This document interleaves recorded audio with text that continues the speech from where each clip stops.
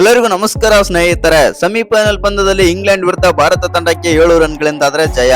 ಇನ್ನು ಈ ಪಂದ್ಯದಲ್ಲಿ ಪಂದ್ಯ ಶ್ರೇಷ್ಠ ಪ್ರಶಸ್ತಿ ಪಡೆದ ತಕ್ಷಣವೇ ಸಂಜು ಸ್ಯಾಮ್ಸನ್ ಹೇಳಿದ್ದನ್ನ ಕೇಳಿದ್ರೆ ನೀವು ಕೂಡ ಸಲ್ಯೂಟ್ ಮಾಡ್ತೀರಾ. ಇನ್ನು ಸಂಜು ಸ್ಯಾಮ್ಸನ್ ಅವರು ಏನೆಲ್ಲ ಮಾತನಾಡಿದ್ದಾರೆ ಮತ್ತು ಏನೆಲ್ಲ ಹೇಳಿದ್ದಾರೆ ನಮ್ಮ ಟೀಮ್ ಇಂಡಿಯಾದ ಬಗ್ಗೆ ಮತ್ತು ಅಭಿಮಾನಿಗಳ ಬಗ್ಗೆ ಮತ್ತು ಧೋನಿ, ರೋಹಿತ್ ಶರ್ಮಾ ಮತ್ತು ವಿರಾಟ್ ಕೊಹ್ಲಿ ಬಗ್ಗೆನೂ ಕೂಡ ಮಾತಾಡಿದ್ದಾರೆ. ಅಷ್ಟಕ್ಕೂ ಸಂಜು ಸ್ಯಾಮ್ಸನ್ ಅವರು ಏನೆಲ್ಲ ಮಾತನಾಡಿದ್ದಾರೆ ಅಂತ ತಿಳ್ಕೊಂಬರೋಣ ಬನ್ನಿ. ಅದಕ್ಕಿಂತ ಮುಂಚೆ ನೀವೇನಾದ್ರೂ ಟೀಮ್ ಇಂಡಿಯಾದ ಅಪ್ಪಟ ಅಭಿಮಾನಿಯಾಗಿದ್ದಲ್ಲಿ ಈ ವಿಡಿಯೋಗೆ ಒಂದು ಲೈಕ್ ಕೊಟ್ಟು ನಮ್ಮ ಚಾನಲ್ ಅನ್ನ ಸಬ್ಸ್ಕ್ರೈಬ್ ಮಾಡ್ಕೊಳ್ಳಿ. ಹಾಗೆ ನಮ್ಮ ಭಾರತ ತಂಡ ಬಂದ್ಬಿಟ್ಟು ಫೈನಲ್ ಪಂದ್ಯದಲ್ಲಿ ನ್ಯೂಜಿಲೆಂಡ್ ವಿರುದ್ಧ ಗೆಲ್ಲುತ್ತಲ್ವ ಕಮೆಂಟ್ ಮಾಡಿ. ಗೆಲ್ಲೋದಾದ್ರೆ ಎಸ್ ಅಂತ ಕಮೆಂಟ್ ಮಾಡೋದನ್ನ ಮರಿಬೇಡಿ.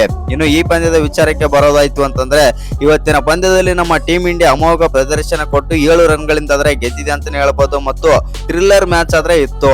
ಪ್ರತಿಯೊಬ್ಬ ಕ್ರಿಕೆಟ್ ಅಭಿಮಾನಿನೂ ಕೂಡ ಈ ಪಂದ್ಯವನ್ನಾದ್ರೆ ಎಕ್ಸೈಟ್ ಇಂದಾಗಿ ಎಂಜಾಯ್ ಆದ್ರೆ ಮಾಡಿದ್ದಾರೆ. ಇನ್ನು ಈ ಪಂದ್ಯದ ಬಗ್ಗೆ ಇನ್ನಷ್ಟು ಮಾತನಾಡೋದಾಯ್ತು ಅಂತಂದ್ರೆ ಈ ಪಂದ್ಯದಲ್ಲಿ ಪಂದ್ಯ ಶ್ರೇಷ್ಠ ಪ್ರಶಸ್ತಿ ಸಂಜು ಸ್ಯಾಮ್ಸನ್ ಅವರಿಗೆ ಆದ್ರೆ ಸಿಗುತ್ತೆ. ಕೆಲವು ದಿನಗಳ ಹಿಂದೆ ಸಂಜು ಸ್ಯಾಮ್ಸನ್ ಅವರು ಪ್ಲೇಯಿಂಗ್ ಲೆವೆನ್ ನಲ್ಲಿ ಇರ್ಲಿಲ್ಲ ಅಂತಾನೆ ಹೇಳ್ಬೋದು. ಸಂಜು ಸ್ಯಾಮ್ಸನ್ ಅವರಿಗೆ ಪ್ಲೇಯಿಂಗ್ ಲೆವೆನ್ ನಲ್ಲಿ ಜಾಗನೇ ಇರಲಿಲ್ಲ ಮತ್ತು ಆದ್ರೆ ಇದೀಗ ಬಂದ್ಬಿಟ್ಟು ಸಂಜು ಸ್ಯಾಮ್ಸನ್ ಅವರು ಸತತ 2 ಪ್ಲೇಯರ್ ಆಫ್ ದಿ ಅವಾರ್ಡ್ ಆದ್ರೆ ತೆಗೆದುಕೊಂಡಿದ್ದಾರೆ, ಅದು ಬಿಗ್ ಮ್ಯಾಚಸ್ ಅಲ್ಲಿ. ಇನ್ನು ವೆಸ್ಟ್ ಇಂಡೀಸ್ ವಿರುದ್ಧ 1 ಪ್ಲೇಯರ್ ಆಫ್ ದಿ ಅವಾರ್ಡ್ ಸಿಕ್ಕರೆ ಇದೀಗ ಬಂದ್ಬಿಟ್ಟು ಸೆಮಿಫೈನಲ್ ಪಂದ್ಯದಲ್ಲಿ ಮತ್ತೊಂದು ಅವಾರ್ಡ್ ಆದ್ರೆ ಸಿಕ್ಕಿದೆ. ಅದು ಎಸ್ಪೆಷಲ್ ಹೇಳ್ಬೇಕಂತಂದ್ರೆ ಸೆಮಿಫೈನಲ್ ಅಂತ ಬಿಗ್ ಗೇಮ್ ಅಲ್ಲಿ player of the match award ತೆಗೆದುಕೊಳ್ಳುವುದಂದ್ರೆ ಸಾಮಾನ್ಯದ ಮಾತಲ್ಲ. ಇದೀಗ ಸಂಜು ಸ್ಯಾಮ್ಸನ್ ಅವರಿಗೆ ಸತತ 2 ಬಾರಿ player of the match award ಆದ್ರೆ ಸಿಕ್ಕಿವೆ ಅಂತಾನೆ ಹೇಳ್ಬೋದು. ಅದೇ ಹೇಳೋದು ಲಕ್ ಅಂತಂದ್ರೆ ಯಾರಿಗೆ ಯಾವಾಗ ಕೈ ಹಿಡಿಯುತ್ತೆ ಅಂತ ಗೊತ್ತಾಗಲ್ಲ. ಅದೇ ಸಂಜು ಸ್ಯಾಮ್ಸನ್ ನೋಡಿ ಕಲಿಬೇಕು ಪ್ರತಿಯೊಬ್ಬ ಆಟಗಾರರು. ಯಾಕಂತಂದ್ರೆ ಅವರು ಆಟದ ಮೇಲೆ ಕೊಡ್ತಿರುವಂತಹ ಡೆಡಿಕೇಶನ್ ಆಗಿರ್ಬೋದು ಮತ್ತು ಆಟದ ಮೇಲೆ ಇಟ್ಟಿರುವಂತಹ ನಂಬಿಕೆ ಆಗಿರ್ಬೋದು ಇವತ್ತು ಅವರನ್ನ ಉಳಿಸಿದೆ ಅಂತಾನೆ ಹೇಳ್ಬೋದು. ಒಟ್ನಲ್ಲಿ ಸಂಜು ಸ್ಯಾಮ್ಸನ್ ಅವರು ಮತ್ತೆ ಗೇಮ್ ಅಲ್ಲಿ ಆನ್ ಆಗಿದ್ದಾರೆ ಅಂತಾನೆ ಹೇಳ್ಬೋದು ಮತ್ತು ಅದು ಪೀಕ್ ಟೈಮ್ ಅಲ್ಲಿ ಇದೀಗ ಬಂದ್ಬಿಟ್ಟು ಪೀಕ್ ಟೈಮ್ ಅಂತಾನೆ ಹೇಳ್ಬೋದು ಸಂಜು ಸ್ಯಾಮ್ಸನ್ ಅವ್ರದ್ದು. ಇನ್ನು ಸೆಮಿಫೈನಲ್ ವಿಚಾರಕ್ಕೆ ಬರೋದಾಯ್ತು ಅಂತಂದ್ರೆ ಮೊದಲು ಬ್ಯಾಟಿಂಗ್ ಮಾಡಿದಂತ ನಮ್ಮ ಟೀಮ್ ಇಂಡಿಯಾ 253 ರನ್ ಆದ್ರೆ ಹೊಡಿತಾರೆ, ಅದು 7 ವಿಕೆಟ್ ಕಳ್ಕೊಂಡು. ಇನ್ನು ಯಥಾ ಪ್ರಕಾರ ಸಂಜು ಸ್ಯಾಮ್ಸನ್ ಮತ್ತು ಅಭಿಷೇಕ್ ಶರ್ಮಾ ಓಪನರ್ಸ್ ಆಗಿ ಬರ್ತಾರೆ. ಆದ್ರೆ ಇವತ್ತು ಅಭಿಷೇಕ್ ಶರ್ಮಾ ಮತ್ತೊಮ್ಮೆ ಫ್ಲಾಪ್ ಆಗ್ತಾರೆ ಅಂತಾನೆ ಹೇಳ್ಬೋದು. ಹೌದು ಸ್ನೇಹಿತರೆ, ಆದ್ರೂ ಸಂಜು ಸ್ಯಾಮ್ಸನ್ ಮಾತ್ರ ಇವತ್ತಿನ ಪಂದ್ಯದಲ್ಲಿ ಎಲ್ಲೂ ಕೂಡ ಇಂಜರಿ ಇರಲಿಲ್ಲ ಮತ್ತು ಯಾವ ರೀತಿ ಮುಂದೆ ನುಗ್ತಾ ಇದ್ರು ಪವರ್ ಪ್ಲೇ ನಿಂದಲೂ ಅದೇ ರೀತಿ ಆದ್ರೆ ಆಟ ಆಡಿದ್ರು. ಇನ್ನು ಸಂಜು ಸ್ಯಾಮ್ಸನ್ ಅವರು ಇವತ್ತಿನ ಪಂದ್ಯದಲ್ಲಿ 89 ರನ್ ಆದ್ರೆ ಹೊಡಿತಾರೆ 42 ಬಾಲ್ಗಳಲ್ಲಿ, 8-4, 7-6, 211 ಸ್ಟ್ರೈಕ್ ರೇಟ್. ಒಟ್ನಲ್ಲಿ ನಮ್ಮ ಟೀಮ್ ಇಂಡಿಯಾಗೆ ಇವತ್ತು ಬಲ ಬ್ಯಾಟಿಂಗ್ ನಲ್ಲಿ ಬಲ ತುಂಬಿದರು ಸಂಜು ಸ್ಯಾಮ್ಸನ್. ಇವರಿಗೆ ಸಾಥ್ ನೀಡಿದಂತ ಇಶಾನ್ ಕಿಶನ್ 39 ರನ್ ಆಡಿ ಔಟ್ ಆಗ್ತಾರೆ 18 ಬಾಲ್ಗಳಲ್ಲಿ. ಆನಂತರ ಬಂದಂತ ದುಬೆ 43 ರನ್ ಆಡಿದ್ರೆ ಹಾರ್ದಿಕ್ ಪಾಂಡ್ಯ 27 ರನ್, ತಿಲಕ್ ವರ್ಮಾ 21 ರನ್, ಅಕ್ಷರ್ ಪಟೇಲ್ ಅವರು 2 ರನ್ ಆಡಿ ಲಾಸ್ಟ್ ಕೊನೆಯಲ್ಲಿ ಇನ್ನಿಂಗ್ಸ್ ಆದ್ರೆ ಎಂಡ್ ಮಾಡ್ತಾರೆ ಅಂತಾನೆ ಹೇಳ್ಬೋದು. ನಮ್ಮ ಟೀಮ್ ಇಂಡಿಯಾ ಬಂದ್ಬಿಟ್ಟು ಮೊದಲನೇ ಇನ್ನಿಂಗ್ಸ್ ನಲ್ಲಿ 253 ರನ್ ಆದ್ರೆ ಹೊಡಿತಾರೆ. ಆನಂತರ ಇಂಗ್ಲೆಂಡ್ ತಂಡ ಬಂದ್ಬಿಟ್ಟು ಚೇಸಿಂಗ್ ಮಾಡೋಕೆ ಬರುತ್ತೆ. ಚೇಸಿಂಗ್ ಮಾಡುವ ವೇಳೆ ಇಂಗ್ಲೆಂಡ್ ತಂಡ 246 ರನ್ಗಳಿಗೆ 7 ವಿಕೆಟ್ ಕಳ್ಕೊಂಡು 7 ರನ್ಗಳಿಂದ ನಮ್ಮ ಟೀಮ್ ಇಂಡಿಯಾ ಆದ್ರೆ ಗೆದ್ದಿದೆ. ಹೌದು, ಈ ಪಂದ್ಯದಲ್ಲಿ ನಾವು ದೊಡ್ಡ ಮಾರ್ಜಿನ್ ನಿಂದ ಏನೂ ಗೆದ್ದಿಲ್ಲ, ಆದ್ರೂ ಕೂಡ ಗೆಲುವೇ. ಆದ್ರೆ ಇಲ್ಲಿ ನಾವು ಜಾಕಬ್ ಬೆಥೆಲ್ ಬಗ್ಗೆ ಮಾತಾಡ್ಲೇಬೇಕು. ಜಾಕಬ್ ಬೆಥೆಲ್ ಅವರು ಇವತ್ತು 105 ರನ್ ಆದ್ರೆ ಹೊಡಿತಾರೆ. ಅವ್ರನ್ನ ಬಿಟ್ರೆ ಬೇರೆ ಯಾವ ಬ್ಯಾಟರ್ ಕೂಡ ಒಳ್ಳೆ ಕಾಂಟ್ರಿಬ್ಯೂಷನ್ ಕೊಡ್ಲೇ ಇಲ್ಲ ಅಂತ ಹೇಳ್ಬೋದು ಅವರ ತಂಡಕ್ಕೆ.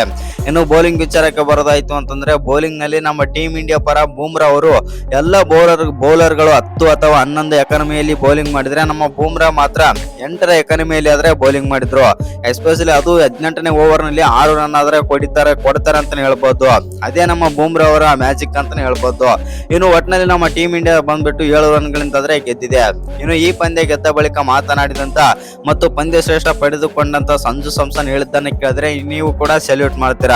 ಏನೆಲ್ಲ ಮಾತನಾಡಿದ್ದಾರೆ ಸಂಜು ಸ್ಯಾಮ್ಸನ್ ಅಂತಂದ್ರೆ, ನನಗೆ ತುಂಬಾನೇ ಖುಷಿ ಆಗ್ತಾ ಇದೆ ಮತ್ತು ಇಂತಹ ದೊಡ್ಡ ಪಂದ್ಯಗಳಲ್ಲಿ ಪಂದ್ಯ ಶ್ರೇಷ್ಠ ಪ್ರಶಸ್ತಿ ಪಡೆದುಕೊಳ್ಳುವುದಂದ್ರೆ ಅದು ಸಾಮಾನ್ಯ ಮಾತಲ್ಲ. ಇನ್ನೊಂದೇನಂತಂದ್ರೆ ನಾನು ವಿರಾಟ್ ಕೊಹ್ಲಿ, ರೋಹಿತ್ ಶರ್ಮಾ ಮತ್ತು ಧೋನಿ ಅವರನ್ನ ಫಾಲೋ ಆದ್ರೆ ಮಾಡುತ್ತೇನೆ. ಇನ್ನು ವಿರಾಟ್ ಕೊಹ್ಲಿ ಯಾವ ತರ ಎಲ್ಲ ಚೇಸಿಂಗ್ ಆದ್ರೆ ಮಾಡ್ತಾ ಇರ್ತಾನೆ ಅದನ್ನೆಲ್ಲ ನಾನು ಗಮನದಲ್ಲಿ ಇಟ್ಟುಕೊಳ್ಳುತ್ತೇನೆ. ಇನ್ನೊಂದೇನಂತಂದ್ರೆ ರೋಹಿತ್ ಶರ್ಮಾ ಆಡ್ತಿರೋ ಶಾಟ್ ಆಗಿರ್ಬೋದು ಮತ್ತು ಧೋನಿ ಅವರು ಫಿನಿಶಿಂಗ್ ಟಚ್ ಕೊಡ್ತಾ ಇರೋ ಫಿನಿಶಿಂಗ್ ಟಚ್ ಅನ್ನೆಲ್ಲ ನಾನು ನನ್ನ ಮನಸ್ಸಿನಲ್ಲಿ ಆದ್ರೆ ಇಟ್ಟುಕೊಳ್ಳುತ್ತೇನೆ. ಆ ಕಾರಣದಿಂದಾಗಿ ನಾನು ಇವತ್ತು ಈ ಹಂತದಲ್ಲಿ ಆದ್ರೆ ನಿಂತಿದ್ದೇನೆ. ಇನ್ನೊಂದು, ಪ್ರತಿಯೊಬ್ಬ ಆಟಗಾರನ ನಾನು ದಿನಾಲೂ ಕೂಡ ಅಬ್ಸರ್ವ್ ಆದ್ರೆ ಮಾಡ್ತಾ ಇರ್ತೇನೆ. ಇನ್ನು ನನ್ನ ಆಟದ ಕಾಂಟ್ರಿಬ್ಯೂಷನ್ ಆಗಿರ್ಬೋದು ಮತ್ತು ಆಟದ ಬಗ್ಗೆ ನಾನು ಇಟ್ಟಿರೋ ನಂಬಿಕೆ ಆಗಿರ್ಬೋದು ಇವತ್ತು ನನ್ನನ್ನು ಉಳಿಸಿದೆ ಅಂತಂದು ಸಂಜು ಸ್ಯಾಮ್ಸನ್ ಆದ್ರೆ ಹೇಳಿದಾರೆ ಅಂತಾನೆ ಹೇಳ್ಬೋದು. ಇನ್ನು ವಿರಾಟ್ ಕೊಹ್ಲಿ ಬಗ್ಗೆ ಕೂಡ ಮಾತಾಡ್ತಾರೆ. ವಿರಾಟ್ ಕೊಹ್ಲಿ ನನಗೆ ಒಂದು ಕ್ಷಣ ಮೆಲ್ಬರ್ನ್ ಇನ್ನಿಂಗ್ಸ್ ಆದ್ರೆ ನೆನಪಾಯಿತು. ಆ ಕಾರಣದಿಂದಾಗಿ ನಾನು ವಿರಾಟ್ ಕೊಹ್ಲಿ ಅವರನ್ನ ನೆನಪಿನಲ್ಲಿ ಇಟ್ಟುಕೊಂಡು ನಾನು ಈ ರೀತಿ ಬ್ಯಾಟಿಂಗ್ ಮಾಡಲು ಸಾಧ್ಯವಾಯಿತು ಎಂದು ಸಂಜು ಸ್ಯಾಮ್ಸನ್ ಆದ್ರೆ ಹೇಳಿದ್ದಾರೆ. ಇನ್ನು ನಮ್ಮ ಟೀಮ್ ಇಂಡಿಯಾ ಬಂದ್ಬಿಟ್ಟು ಇದೀಗ ಫೈನಲ್ಗಾದ್ರೆ ಹೋಗಿದೆ. ಆ ಕಾರಣದಿಂದಾಗಿ ಫೈನಲ್ ಪಂದ್ಯದಲ್ಲಿ ಭರ್ಜರಿ ಪ್ರದರ್ಶನ ಕೊಟ್ಟು ಮತ್ತೊಮ್ಮೆ ಟ್ರೋಫಿ ಗೆಲ್ಲುತ್ತೇವೆ ಅಂತಂದು ಸಂಜು ಸ್ಯಾಮ್ಸನ್ ಆದ್ರೆ ಹೇಳಿದ್ದಾರೆ. ಇನ್ನು ಈ ವಿಡಿಯೋ ಇಷ್ಟ ಆಗಿದ್ರೆ ಒಂದು ಲೈಕ್ ಮಾಡಿ, ಶೇರ್ ಮಾಡಿ, ಹಾಗೆ ಇನ್ನು ಯಾರ್ಯಾರು ಚಾನಲ್ಗೆ ಸಬ್ಸ್ಕ್ರೈಬ್ ಮಾಡ್ಕೊಂಡಿಲ್ಲ ಸಬ್ಸ್ಕ್ರೈಬ್ ಮಾಡ್ಕೊಂಡು ಬೆಲ್ ಐಕನ್ ಅನ್ನ ಆಲ್ ಇಟ್ಕೊಳ್ಳಿ. ಹಾಗೆ ಮರಿದೆ ವಿಡಿಯೋಗೆ ಒಂದು ಲೈಕ್ ಕೊಡೋದನ್ನ ಕೂಡ ಮರಿಬೇಡಿ.